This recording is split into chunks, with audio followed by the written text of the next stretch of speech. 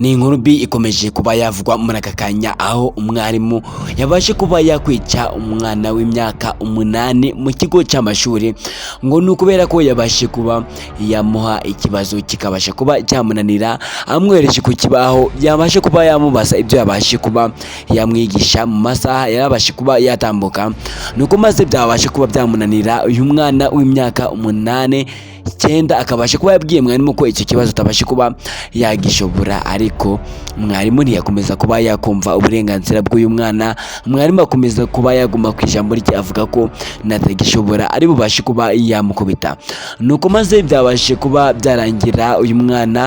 uyu munyeshuri ndetse umwarimu abashe kuba yamuhatiriza kujya ku kibaho, bikomeje kuba byamunanira, nuko maze umwarimu agafata urushyi agahita amukubita, bikarangira umwana atongeye kubasha kuba yahaguruka. Ni mu gihugu cya Kongo byabashe kuba byabera, aho umwarimu yabashe kuba yakwikira umwana w'imyaka 8-9 aho ngaho, akabasha kuba yamwirangiriza akamuburiza ubuzima, ngo bitewe n'uburyo ngo yabashe kuba yamuha ikibazo ku kibaho kikabasha kuba cyamunanira. Ni ikibazo cy'imibare, ngo bitewe n'uburyo ngo uyu mwana atarasanzwe yumva imibare ndetse ibintu bijyanye n'imibare atari ibyiwe kuri we, akabasha kuba rero byamunaniye ukundi kuntu, bigatuma uyu mwana ibintu by'amashuri abasha kuba yabitinya cyane, akavuga ko rero atari kubasha kuba yabyumvikanaho n'umwarimu, ngo bitewe n'uburyo ari kumuhatiriza. Ese wowe uri kubasha kuba wakurikirana ino video yacu cyangwa se aya makuru turi kubasha kuba twabagezaho, uri kubasha kuba wabona ari nde uri mu makosa muri aba ngaba kuri uyu mwarimu ndetse n'uyu munyeshuri? Aka kanya ubu ngubu tuvugana, umwarimu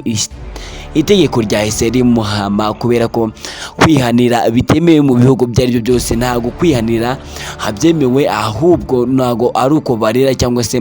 barerana umujinya. Ubu ngubu rero uwo mwarimu akaba yatawe muri yombi bitewe n'amahano yabashe kuba yakora, kandi akabasha kuba yatabwa muri yombi bitewe n'ibyaha yabashe kuba yakora, akaba ari byo yabashe kuba yahanirwa. Thank you very much. Niba ari ubwa mbere ugeze ku YouTube channel yacu,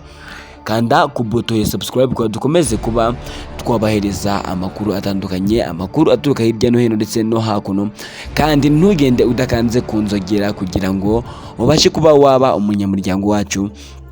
igihe ubashe kuba wagera kuri YouTube channel yacu, ukabasha kuba wabona amatangazo ndetse n'amavideo tubashe kugenda tubakorera umunsi ku wundi, kugira ngo mubashe kuba mwabona amakuru atandukanye ku isi ndetse hanze y'igihugu cyacu cy'u Rwanda ndetse no hanze y'ibindi bihugu bitandukanye. Mahaye ikaze rero, niba ukurikiranye iyi video neza ubashe kuba wakandika muri comment yagize icyifuzo wabashe kuba waduhereza cyangwa se wabashe kuba watanga. Thank you very much, turabakunda cyane.